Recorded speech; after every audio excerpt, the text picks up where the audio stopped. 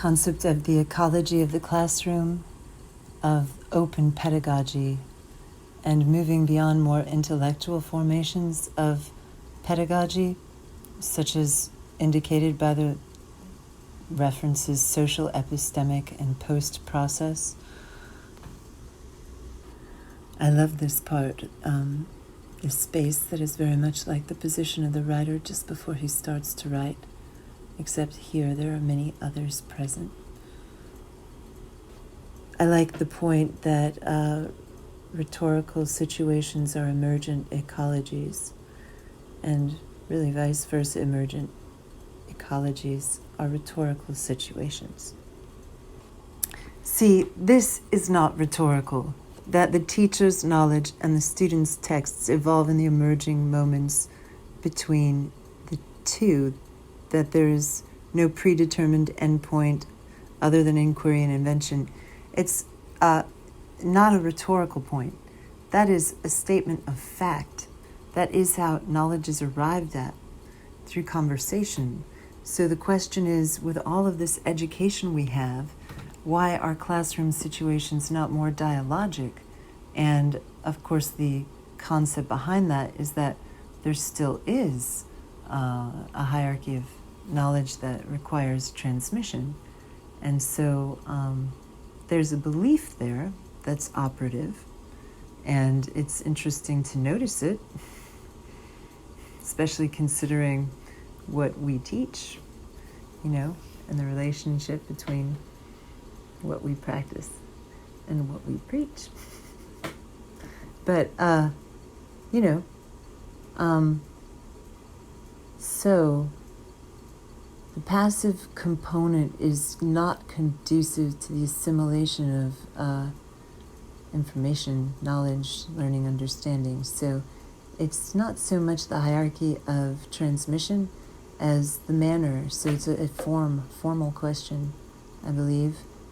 Just like with education and teaching, with development in play, when you have guided play, and that's instructional, and that's a far more effective way of transmitting information than, I don't know, like talking at somebody for a long time. That's a really weird concept. And the reason it doesn't happen is because of the depersonalization of the classroom, which is an extension of the corporatist state, in my humble opinion.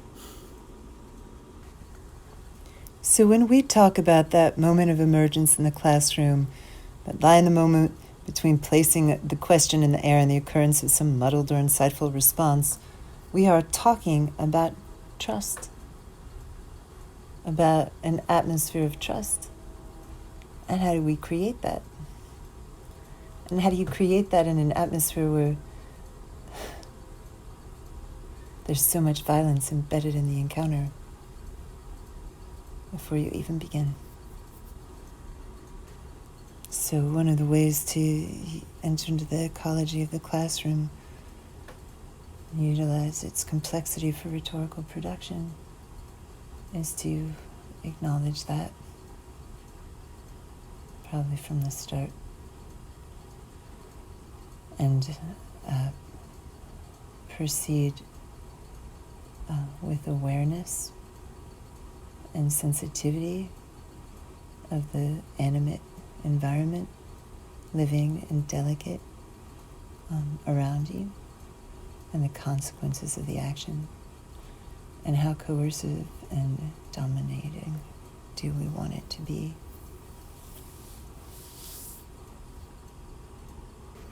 Instead of ideological autobiography, I prefer the story of my encounters with literary theory. I also love this, and I think it's exactly what Jason Moreau did in our class the other night when he kicked it off. He said, Kameen puts himself on the line and shows his students that he will also be changed by the course. Academics tend to avoid discussing this kind of change in any systematic way, by focusing on theories, pedagogies, and curricula that pre-construct the classroom and the students. In other words, academics emphasize pedagogical matters as they exist outside the classroom context, and de-emphasize any potential after-effect or complexity produced by the pedagogy's contextual inaction. I mean, even look at how evasive that confrontation is right there. Like, he's talking about, like, being in the room together, right, as a contextual inaction. So it was really interesting in Moreau's class the other night, the way he did kind of perform that recognition scene. So it was very interesting. We really do want to evaluate and become a little more conscious of terms like autoethnographic. It belies, it reveals a lot about assumptions that are there. And of course, assumptions are always being revealed, rearing their head, performing in various ways for us. But in this case, autoethnographic is a very interesting term. To think of the valence of it, the tenor, the attitude implied by its usage by the one deploying it, the distance it creates, the kind of almost clinical distance, one in which you might use tongs, for example, kind of the attitude that one adopts towards things, objects of perception, of scrutiny, spectacle, but that's very different than a living kind of context. What Hawke is interested in so much of his work, what is termed vitalism, and that animacy. So what's the grammar of animacy? Recognition of each other as animate. Again, I would emphasize that the concept of wanting to ground politics in the specific histories of the participants rather than in abstractions and imperatives, very important objective, but perhaps not taking into account the perspective of the vulnerabilities of the vulnerable, and that it also, again, betrays a position, a specific way in which one is positioned in a power dynamic in relation to others. And what's happening there is that we have a assumption, and that is that experiences are able to be shared in a public context without consequence or danger, and putting the one doing that sharing or opening up in danger. We definitely don't have those conditions at present for probably almost anyone, considering just the implicit power dynamic in the classroom, the way the classrooms are still structured. We can't say just traditionally, but are presently, and the coercive components of those structures. So, it's not always easy for people to talk about themselves or their situations. So, what does one do if you're encountering that kind of, inability to, or what you've created as a form of, you've rendered the classroom inaccessible for some of the most vulnerable students and those whom you're attempting most to help and to reach and to make your classroom more relevant to. So that's the irony. Anyway, that's my... So looking at Kennevy's point about the writing process beginning with a forestructure, a mental structure, which the interpreter brings to the object being interpreted, or assumptions, and the concept of what assumptions are we making? What assumptions do we hold about writing? What assumptions do we hold about reading? What assumptions do we hold about composition, this thing called composition? What are our own assumptions, and what are those of the others in our group? It might be a good way to approach looking at the ecology of the environment. the rhetorical environment, the rhetoric of the environment. Note the language used here, how policing it is. When Kennedy theorizes what this open space is of mental structuring, he uses the word sub-process for conception. Note how Hawke defines vitalism for Kameen: drive, power, striving. It's fascinating. And when he's advocating for this openness, and I do think that that is the impulse, it's there, it's like so natural, right? So he's striving for this impulse toward openness, the read-arounds, that structure, for structure, the course. But what are we striving toward? The scholarly and a judgment, at the end. And, that's interfering a bit with the actual stipulated goal of creating openness. Reminds me so much of Anne Finch's The Nightingale. This bit where there's an ode almost to the open classroom. At the moment, it's also alluding, and Hawke to some extent. And there's that slippage there in the competitive nudging that happens of Berlin out of the way, and the establishing of a space here for Hawke's pedagogical method. And it's an undercurrent that's useful to acknowledge. I also love this point about dwelling, a word or concept which Kameen uses in his rewording of rhetoric and composition to posit an alternative to formalist, expressivist, and audience-based pedagogies. I think that's exactly it. You're trying to create a sense of place that is a shared object of perception of the group.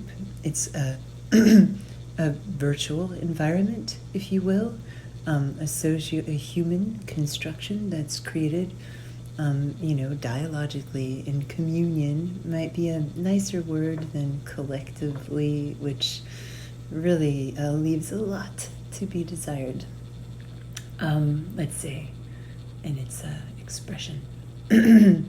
So I love that concept of dwelling. Right on. This so perfectly articulates the goal. To dwell in building a text is not to master self, world, audience, or language, but to live in them, listen to them, and emerge with them. Yeah, that's it.